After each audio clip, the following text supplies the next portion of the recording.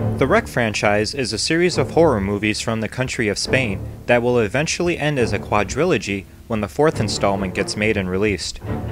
Fans of the series have eagerly been awaiting the release of the third installment because the second part ended with a pretty shocking cliffhanger.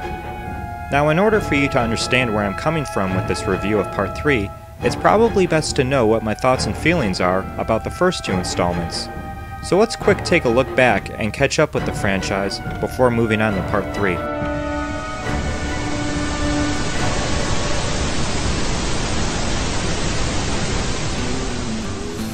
Filmed in the found footage shaky camera style, Rec follows the story of a TV reporter and her cameraman filming a report about the life of local firemen. While investigating a call that the fire department received about a situation developing at an apartment building, the TV crew and firemen quickly find themselves in a world of hell as they are caught in the middle of an outbreak of a disease that changes people into zombies. When they try to leave the apartment, they find out that the whole building has been quarantined with no hope of a way out. So the TV crew, firemen, and the remaining surviving tenants must try and stay alive while figuring out the source of the outbreak and find a way out. Now, I must say that I'm not the biggest fan of the found footage horror movies that are like the Blair Witch Project or Paranormal Activity, but this is probably one of the best ones made in that style I have ever seen. It completely sucks you into this claustrophobic world, and it takes you on a very adrenaline-rushed ride while filling you up with tension and suspense that delivers scares that will shock you.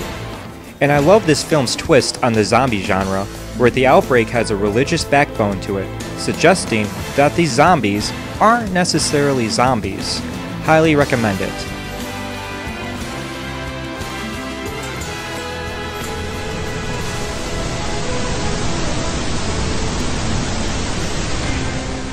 Picking up right where the first one ended, Rec 2 continues the story where the outside containment team has lost contact with their inside man. So they send in a SWAT team with one of their own agents from the Ministry of Health to locate any survivors and investigate the outbreak. However, it's quickly discovered that the agent is actually a priest that is working for the Vatican who is on a mission to get a blood sample from the original infected host and to cover up and clean up a conspiracy that they're involved in.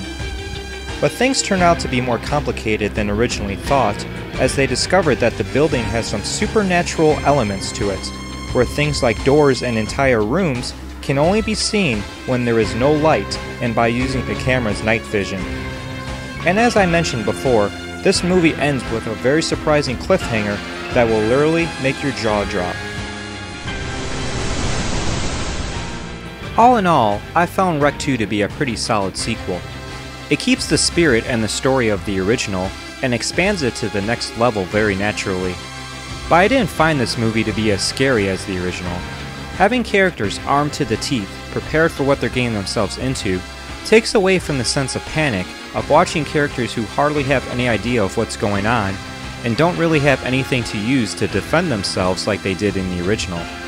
It's only in the last 10 to 15 minutes that I feel this movie became truly scary. But it does deliver a pretty kick-ass story that left me excited to see what happened next.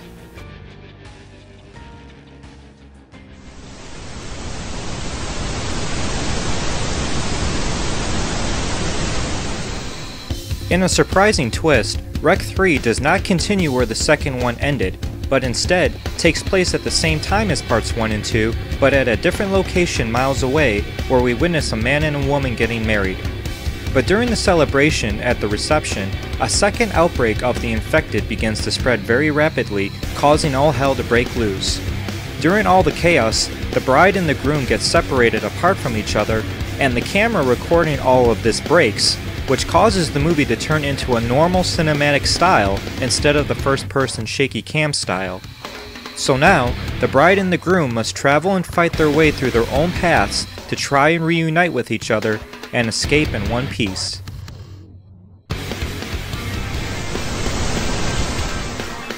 Now, I must say that I have very mixed feelings about this movie. As a fan of the first two, I am disappointed that this one did not continue, or as a matter of fact, even add to the story that the first two set up. If we only learned something new about this outbreak that we didn't know about with the outbreak at the apartment, I might have been happier. Now with the style of this movie turning into a normal cinematic view, I thought that was a fun little twist. But the tone of this movie is completely different from the dark, serious tones of the first two. It actually has elements of romance and comedy. So that is my biggest complaint on how dramatically different this movie is from its predecessors, and story-wise, it's completely pointless to fit in with the first two. However, if you take this movie as a standalone and forget about the first two, it turns out to be a slightly above average zombie flick, filled with a whole bunch of gore and nasty stuff. So in conclusion, if you're just looking for a zombie flick to watch, you'll find this one enjoyable. But if you're a fan of Wreck, I would say skip this one and wait for part 4.